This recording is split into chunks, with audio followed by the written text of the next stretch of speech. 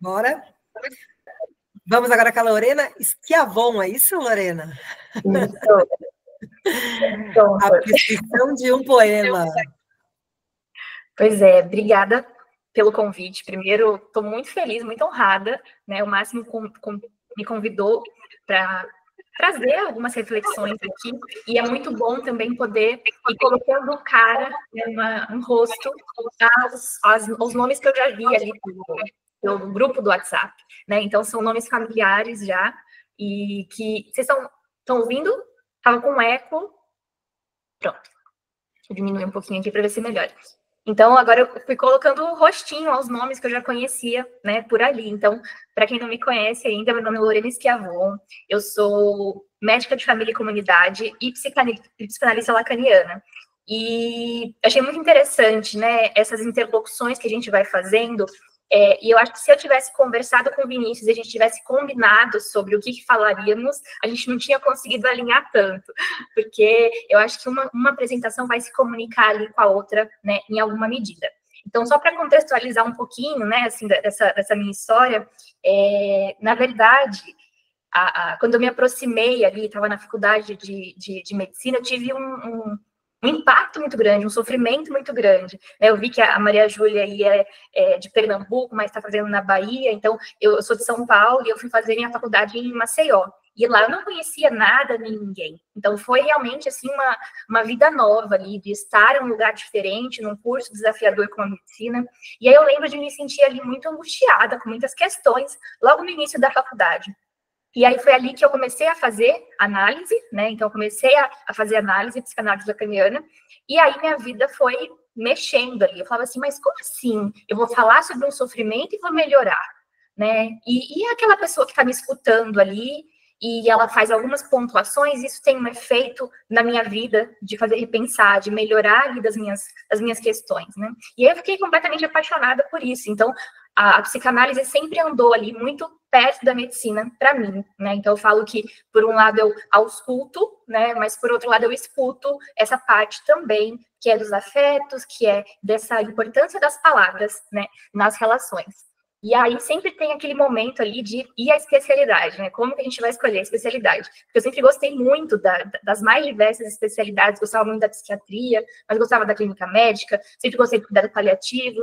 E aí, quando eu me aproximei da medicina de família, foi muito uma coisa assim de, é o especialista em gente, né? Eu quero ser isso, eu quero atender gente, eu não quero atender doença, eu quero poder escutar as histórias. Então, foi ali que eu me aproximei da medicina de família. E sempre fez um sentido muito grande para mim, poder entender o que aquela pessoa estava sofrendo, do que ela estava sofrendo.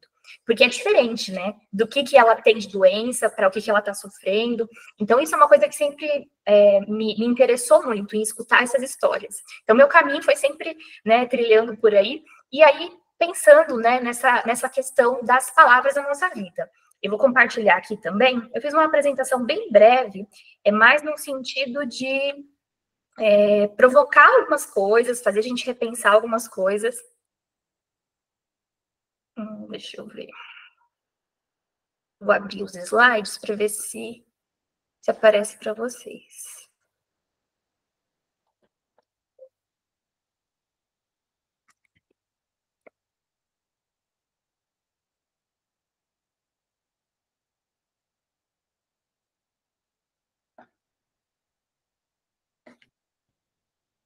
Apareceu? Sim, tudo certo. Pronto. Linda, né? Essa identidade visual, eu adorei.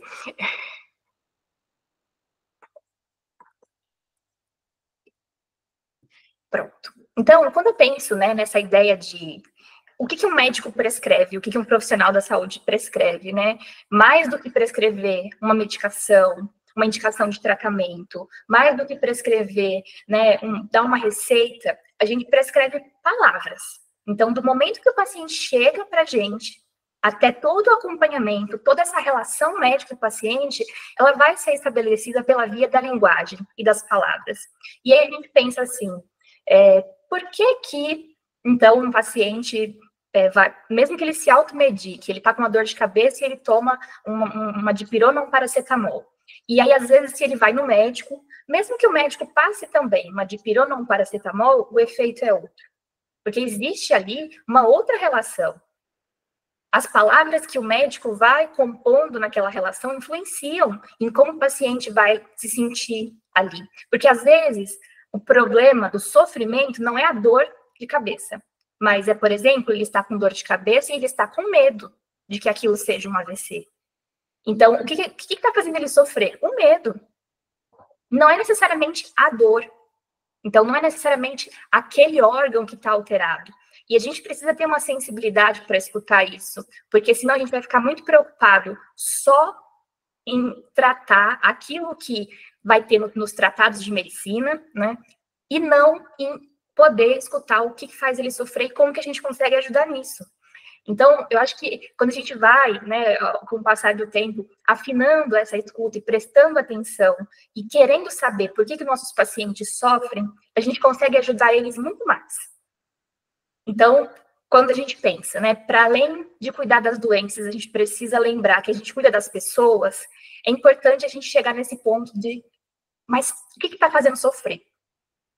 Uma coisa muito comum, né, que a gente lida, que a gente escuta, é sobre as doenças crônicas, por exemplo. Né? Vinícius está aí, né? Vai ser a rotina ali da clínica, a hipertensão, a diabetes, a obesidade. E aí, eu gosto de dar o exemplo da diabetes, porque acho que é um exemplo muito marcante. Às vezes, quando a gente começa a conversar ali com um idoso, alguém que tem um diagnóstico recente, uma diabetes de difícil controle, a gente está falando do açúcar e da importância disso. Ele não está sofrendo por conta daquilo. Às vezes é por conta lá da disfunção sexual, que ele não tem nem coragem de falar para a gente na consulta.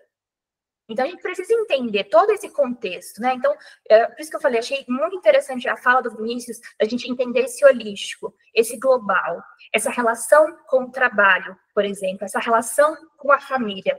Porque, às vezes, aquele adoecimento, aquele sofrimento, está levando a um sofrimento familiar. Então, é assim, eu não estou sofrendo porque eu estou com diabetes, eu estou sofrendo porque eu não consigo corresponder na cama lá com a mulher, e aí ela está começando a me falar que eu tenho outra. É por isso que ele está sofrendo, uma possibilidade, né? E aí a gente só consegue também acessar e conscientizar ele do tratamento se a gente faz sentido para o outro. Então, se a gente falar, você precisa disso para proteger o seu rim, para ele às vezes não tem o mesmo efeito de você resolvendo isso, resolve esse problema que está te fazendo sofrer. Então, a gente está falando não só, né, de diagnóstico, mas de adesão, de comprometimento e de que o paciente entenda o porquê que aquilo é importante para ele, né? Então, a gente escuta não só os sinais e os sintomas, mas as histórias dessas pessoas e das relações delas com os adoecimentos. Então, por exemplo, tem situações também que a gente, achei algo mais, né? A Cecília, acho que é médica de família também, às vezes tem toda uma dinâmica familiar ali por trás que sustenta um sofrimento, né? Então tem um adoecimento de um filho, o adoecimento de um parente, de um pai, de uma mãe, e como esses acontecimentos vão adoecendo toda uma estrutura familiar. Né? Então, Brice falou muito nessa tecla da família, e faz sentido, né? É com quem a gente está ali, nossas relações mais próximas, e se acontece alguma coisa com os nossos, às vezes dói mais do que se acontecesse com a gente. Então, por exemplo, se alguém vai a uma consulta e fala que comigo não está acontecendo nada, né? Então, meus exames estão bons, não tenho sintoma nenhum. Isso não quer dizer que ela está bem. Ela pode estar preocupada com a mãe, com a conta, com a situação do país, com tantas outras coisas, e que às vezes a gente tem essa sensibilidade de escutar um pouquinho além do sintoma físico ou do sintoma somático mesmo, a gente consegue ter um efeito ali naquele encontro com aquele paciente. Né? Então, não é necessariamente pela doença que esses nossos pacientes sofrem, e quando a gente está disposto a escutar o que está por trás, né, disso, a gente entra em contato com a parte mais humana ali, a dimensão mais humana. Porque uma situação que, né, a gente escuta muito são os pacientes frustrados por procurarem diversos médicos de diversas especialidades para resolver um determinado problema, e aí eles sempre chegam num ponto de que você não tem nada, E o quanto é angustiante para esses pacientes escutarem esse você não tem nada. Porque eles têm um sofrimento. Ó, a Cecília falando que ela é psicóloga. Eles têm um sofrimento. Mas quando, por exemplo, um cardiologista fala, você não tem nada, o seu coração, anatomicamente, fisiologicamente, não tem nenhum indício de doença. Isso não quer dizer que não tem nada se passando com aquela pessoa. E essas palavras do você não tem nada, elas entram quase como uma desautorização do sofrimento. E aí o paciente, ele sai mais adoecido da consulta do que ele entrou. O médico sai ótimo. O médico sai se gabando porque, não tem nada, tá feliz da vida. Então, comigo, você só pode voltar ali no próximo ano. O médico fez o trabalho dele, protocolar. Mas ele não ajudou o paciente. Que seja no sentido de falar, aqui a gente não encontrou nada nesse sentido. Mas como é que está o restante? É importante você continuar olhando, cuidando disso. Às vezes, esse ajuste ali das palavras, da forma como se escuta e da forma como se devolve, é que vai ser totalmente diferente de como um paciente vai sair de uma experiência ali. Porque aí ele vai se sentir ouvido, ele vai se sentir cuidado. E dentro de todas as inseguranças, enfim, dos profissionais e das nossas inseguranças médicas mesmo, a gente sabe muito bem seguir um protocolo. Eu falo que a parte mais fácil de ser médico é essa parte assim mesmo, protocolar. Porque você junta ali esse sintoma com esse, tem a possibilidade de ser a doença A, B ou C, e a gente vai fazendo por exclusão. Tem um raciocínio e tem um guia que nos orienta com relação a isso. Mas cada contato humano é absolutamente único e não tem manual nem protocolo de como a gente vai conduzir. Cada consulta é completamente diferente da outra. Porque a pessoa que está chegando, endereçando aquelas queixas para a gente, é outra história, é outro contexto de vida, é outra causa do sofrimento. Então, mesmo nas especialidades em que se atende um grupo de doenças, e tem gente que fala, o beabá da minha clínica é atender hipertensivo, o beabá da minha clínica é atender obesidade. Mesmo dentro desse beabá, cada paciente que entra vai ser diferente. Então, se a gente pensa também nos adoecimentos da saúde mental, nenhuma depressão vai ser igual a outra. Elas podem preencher os critérios ali diagnósticos, que o DSM nos orienta, né, para esse diagnóstico, mas nenhuma depressão vai ser igual, nenhuma ansiedade vai ser igual. E a gente entender que não é só esses adoecimentos da saúde mental, mas também os físicos, que nenhuma pessoa vai passar de uma mesma forma por um adoecimento. Então, quando a gente está disposto ali a escutar um pouquinho mais e, às vezes, direcionar essas palavras, o paciente ele tem um efeito ali que ele nunca vai esquecer. Vai ser assim, nossa, eu passei lá no Dr. Vinícius e saí boa. As palavras dele, praticamente, me curaram. Essa tem uma diferença muito marcante, né, de quando o paciente confia nessa conduta, quando ele se sente escutado, validado, respeitado no seu adoecimento, no seu sofrimento, isso tem um efeito terapêutico também. Então, quando falam, né, da questão do efeito placebo das coisas, mesmo quando a gente entra com uma medicação, porque às vezes essa dipirona que você deu, ela foi acompanhada de uma escuta atenta, de uma palavra de vai ficar tudo bem, se não ficar, eu estou aqui para te acolher.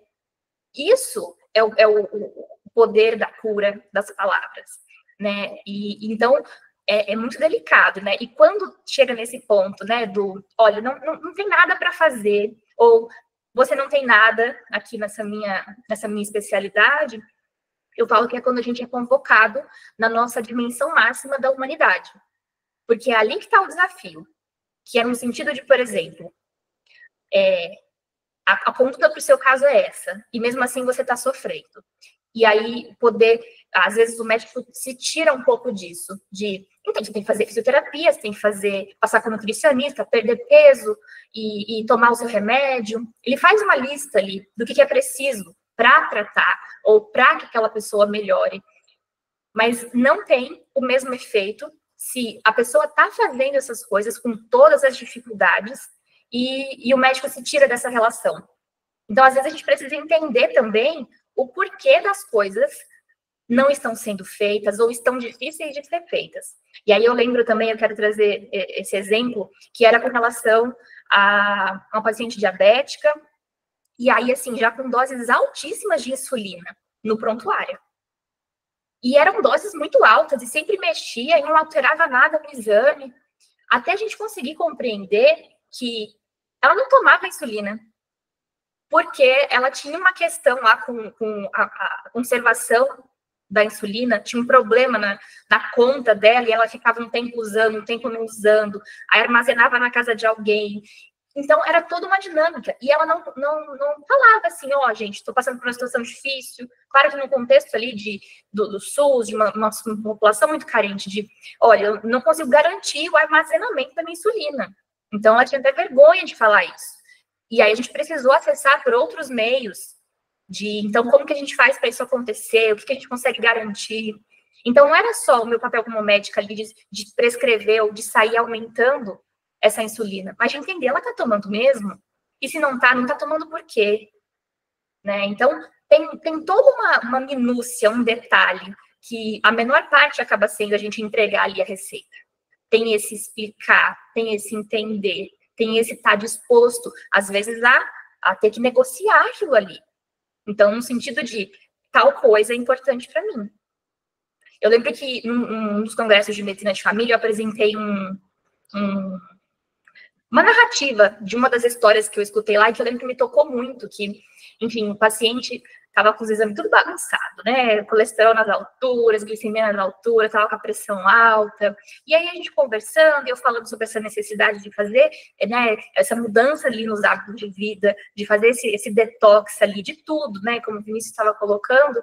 E aí a gente chegou num ponto ali que ele foi falar um pouquinho da rotina dele, e aí ele falando, né, que o maior prazer da vida dele era todo final de semana ele comer o churrasquinho dele lá com a cervejinha dele.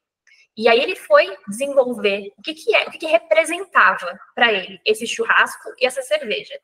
Que ele passou fome durante muitos anos da vida dele e que agora ele tinha a possibilidade de comer. E que aí ele comia com o maior prazer e que ele não ia mexer nisso. Então a abordagem foi diferente de falar, então você vai tirar isso para sempre da sua vida, mas entender que esse próprio poder de aquisição que ele teve permite com que ele faça escolhas. Então, que ele escolha, então, reduzir, alternar, não sei, mas implica a gente de uma outra forma. Não é só falar, corte isso, corte aquilo, tome isso, tome aquilo, mas entender, naquele contexto, o que funciona, o que não funciona, e estar disposto, né, sem estar num lugar. Eu achei muito interessante quando o Vinícius falou da história dele, e às vezes o médico assume esse lugar, quando você falou, né, uma primeira parte ali da sua vida, antes de conhecer essa medicina mais holística, que é um lugar de saber mesmo. Então, a gente detém um saber que a gente escapole um pouquinho para eu sei o que é melhor para o paciente. E a gente pode saber a conduta melhor para o caso ou para a doença que aquele paciente tem. Mas, para aquele paciente, a gente vai passar por algum afinamento ali naquela escuta e entender que ele é um todo. Então, que vão ter fatores sociais, econômicos, políticos, culturais envolvidos naquele adoecimento, né? Então, acho que desde o momento ali de um primeiro acolhimento, de quando a gente recebe aquele paciente, até o momento que a gente diagnostica e propõe um tratamento, a gente vai, né, sempre escutar e entender que as palavras que a gente direciona ali, elas vão ter efeitos. Às vezes de piorar, como esse caso do você não tem nada. Então, o quanto pode ser doloroso para alguém escutar isso. E também de melhorar no sentido de fazer essa rede de apoio, de se colocar à disposição, ou de tranquilizá-lo que aquela é uma conduta e que se não der certo, vocês vão tentar outra. Não no sentido de eu sei o que é melhor para você, ou você faz isso ou você morre. Que tem alguns pacientes que criam ali a versão aí médico, né, que sejam muito taxativos nesse sentido. Então, entender que ali a gente quer um resultado em comum, que é o bem desse paciente. Só que se a gente tem uma visão ali de o bem para mim é isso. O bem para mim é ele se agir de determinada forma. Às vezes a gente não escuta esse outro lado. E a gente escutando, a gente consegue, às vezes, né, nesse processo, dessa relação médico-paciente, chegar a um lugar comum, um lugar de importância para aquilo que está acontecendo. Então, é assim, eu entendo o seu lado, o meu lado é esse, que é exatamente o que o Vinícius falou também sobre as diferenças, né? Então, uma pessoa pensar diferente da outra, às vezes acontece de médicos terem condutas diferentes, mas então como que a gente faz isso conversar?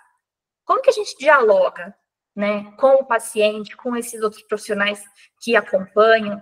Então, quando eu penso assim, né, nessa ideia da prescrição de um poema, é muito nessa minúcia, porque o Freud fala isso, né, de que quando, enfim, com essas questões humanas, sempre um poeta já esteve lá antes da gente. Eu acho isso muito interessante, porque a gente tem essa aproximação com a arte, com a música, com a poesia, com a literatura.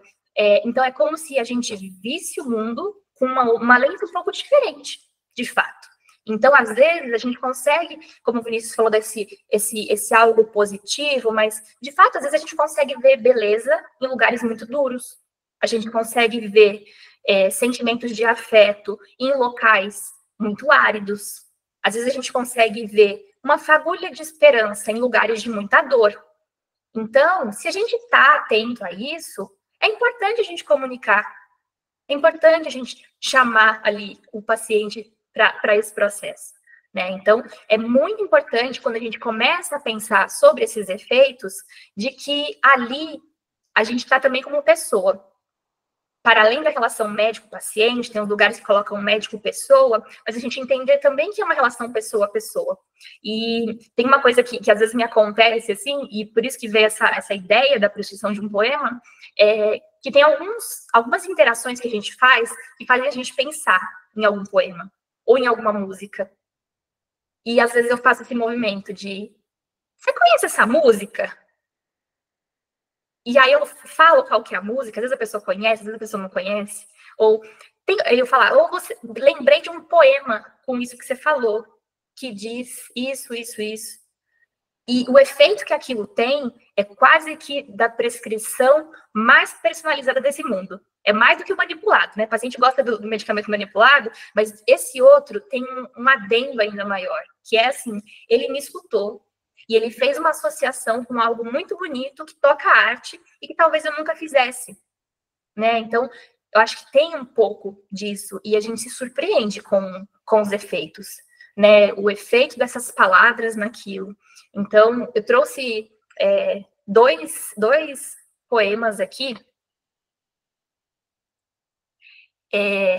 Um é esse, né, que é o peso das palavras, e para contextualizar eles um pouquinho, né, esses dois poemas estão no livro que eu estou lançando agora, que é um livro de poesias, e na verdade ele me aconteceu, eu falo que eu não quis escrever ele, mas ele precisou ser escrito, porque esse ano eu fui diagnosticada com uma doença autoimune, que é a espondilite anquilosante, e assim, foi o maior sofrimento do mundo, assim, no sentido de eu comecei a sofrer mais por esse nome, ou pelo que eu estava significando desse diagnóstico, do que pelas dores que eu tinha, pela fadiga que eu tinha. Então, meu sofrimento, na verdade, ele tomou uma dimensão muito grande. E a escrita sempre teve um lugar muito importante para mim ali. E aí, através desse movimento de escrita, que eu fui colocando nome para algumas coisas que estavam me acontecendo, me passando, e que eu estava inquieta com aquilo, sem saber o que fazer mesmo com esses sofrimentos, e, enfim, fui escrevendo ali, e esse livro acontece nesse contexto, né? Então, isso me fez lembrar de muitos pacientes, de muitas coisas que eu já tinha, muitas condutas que eu já tinha tido, e esse daqui é com relação ao peso das palavras, né? Então, enfim, a pressão assistencial do SUS atropela o tempo das coisas. Em uma das consultas, enquanto vi os exames de uma senhora, ela me perguntou impaciente: e o açúcar, doutora? Como é que está o açúcar? Estava tão alto que me surpreendeu. Olhei os resultados anteriores, todos altos, mas nunca um diagnóstico dado. Teria que ser eu a portadora da notícia. Dona fulana, a senhora está com diabetes. Por isso, nós precisamos controlar seu açúcar com uma medicação, mudar a alimentação, se exercitar, e eu a perdi no meio da minha fala. O olhar distante, as lágrimas vertiam como se, de fato, fosse uma grande e inesperada novidade. Fiquei sem jeito. Estava acostumada a diagnosticar a diabetes rotineiramente. Ignorei as batidas na porta do consultório e a agenda de várias páginas para escutá-la. Não tem cura, né, doutora? Respondi. Vamos controlar juntas.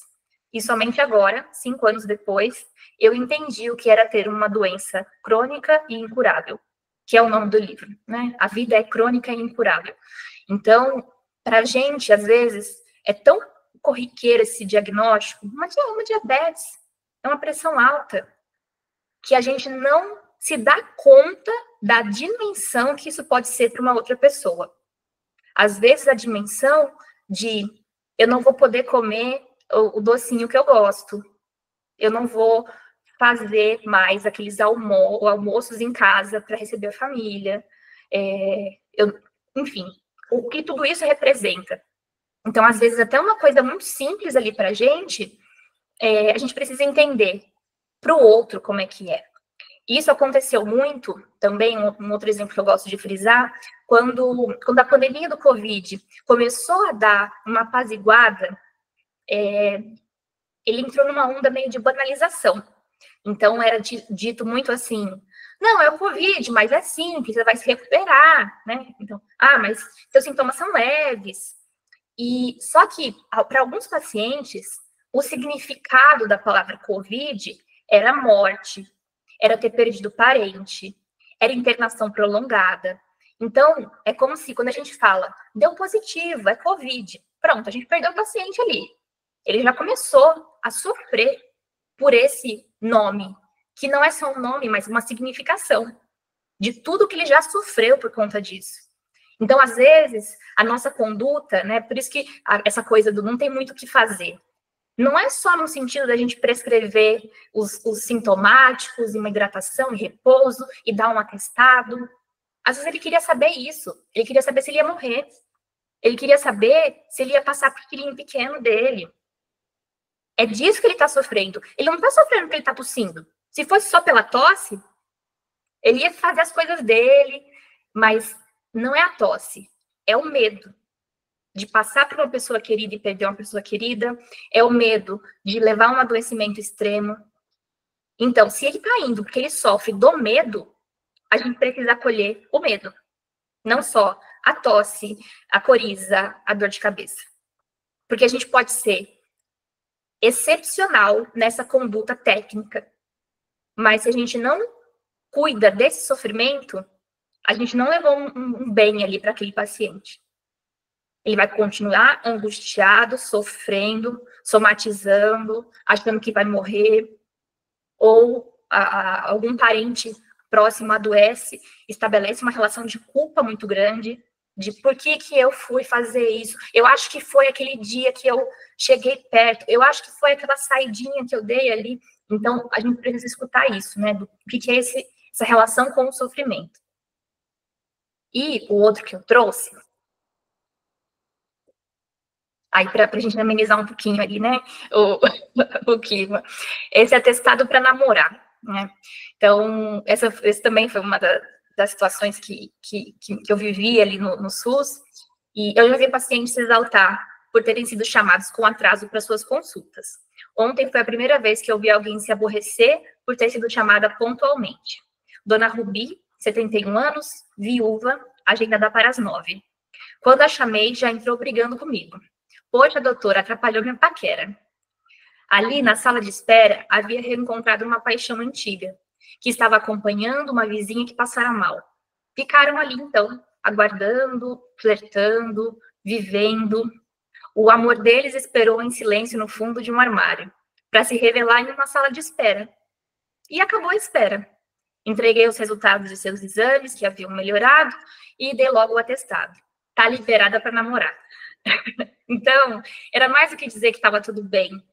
Era essa interlocução ali com a música, com a história, com o que estava acontecendo, se passando ali na sala de espera. Então, tem um poema que fala, né, de quem namora agrada a Deus. Enfim, tem algumas situações que eu levo essas brincadeiras ali para os pacientes, nesse sentido de, tem poesia na vida, tem poesia nesses adoecimentos. Quando o Vinícius fala, né, é uma potência muito grande de o corpo dá sinais. E os adoecimentos, eles falam muito, eles nos ensinam muito. A gente se transforma. Ninguém passa por um sofrimento sem algum tipo de transformação. Então, naqueles encontros com os pacientes, mais do que ver esses adoecimentos, a gente entender também esse potencial de transformação. Porque quando a gente olha para a morte, quando a gente olha para o adoecimento, a gente se vira para olhar a vida. É uma relação que inverte o mundo e as coisas de um jeito absolutamente incrível. Então, quando a gente fala de doença, de adoecimento, quando a gente fala sobre vitalidade, como que a gente quer chegar, né, nos nossos 60, 70, 80 anos? Tudo isso é a gente falando de vida.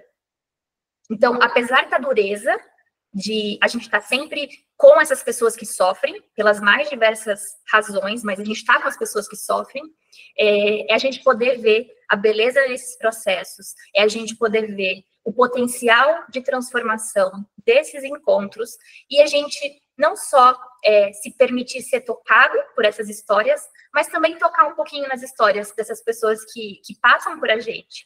Eu acho que a gente aprende muito, se transforma muito, e a gente se cura muito. Né? Eu acho que nessa posição de médico, a gente vê muito em como a gente cura o outro, como que a gente ajuda o outro, mas a gente se cura muito nesses encontros. Eles mostram para a gente a simplicidade da vida e o como a poesia, a música, o poema, a literatura estão inseridos em absolutamente tudo.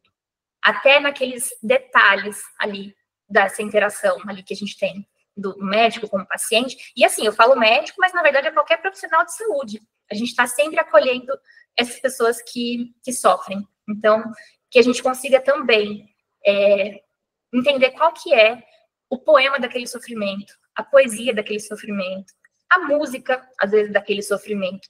Porque essa é uma prescrição absolutamente única. E que a gente precisa ter a nossa sensibilidade enquanto profissional. Não apenas o protocolo. O protocolo, a diretriz, ela nos ajuda a definir a conduta clínica, mas a conduta humana, no nosso contato com o paciente, passa por a gente, por exemplo, ter esse olhar para as artes, ter esse olhar para a literatura, para a música, para a poesia. E aí teve um outro exemplo muito, muito engraçado, de um paciente que estava falando ali sobre, né, a relação dele, que estava difícil, mas ele amava a esposa, um casamento de muitos anos. E aí eu perguntei para ele, se eu fosse para você falar assim, qual que é a música que você lembra quando você pensa na sua esposa? E aí ele cantou, né? Sinto a cruz que carrego bastante pesada. E a gente deu risada, enfim. Ele estava falando dessa dificuldade do casamento e do quanto ele amava ela, mas para a gente ver o quanto tudo isso está presente, né? O quanto a arte está presente em cada uma daquelas consultas que a gente tem, da agenda lotada, e de uma lista de nomes, e do pessoal batendo na porta e pedindo encaixe. Então, tem poesia nisso tudo. Então, que a gente esteja um pouco sensível para ouvir, para tocar ali o outro com isso. Então, acho que era mais ou menos por aí as reflexões que eu tinha para contribuir. Arrasou, Lorena. Muito obrigada, viu? Contribuiu muito. E linkou muito com o que o Dr. Vinícius falou, né? Pois é, por isso que eu faz combinado.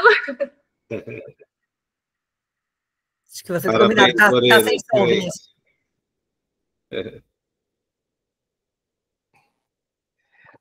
Parece que a gente combinou mesmo, né?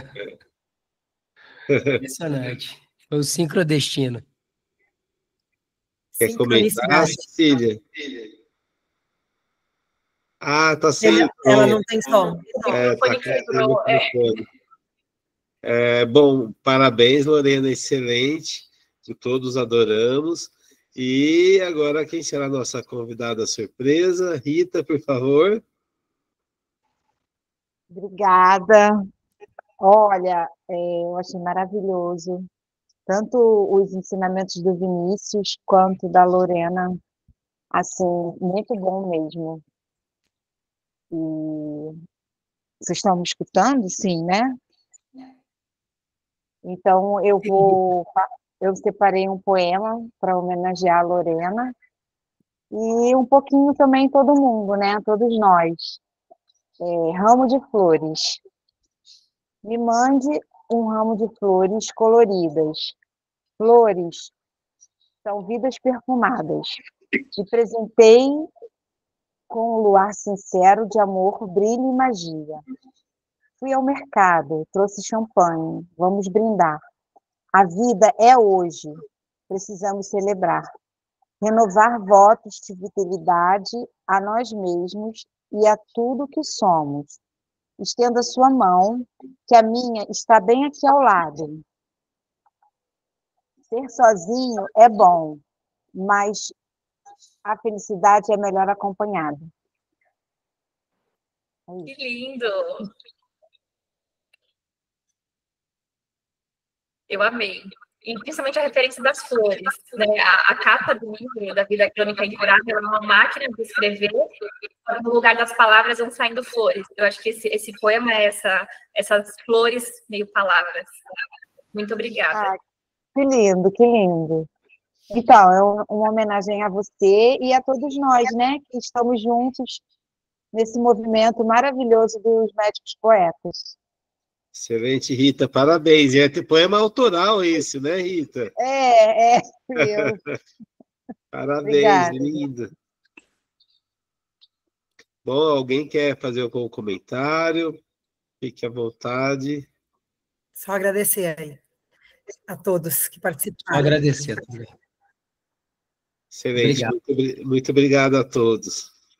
Bom, então encerramos mais um encontro. Felicidade, bom descanso para todos.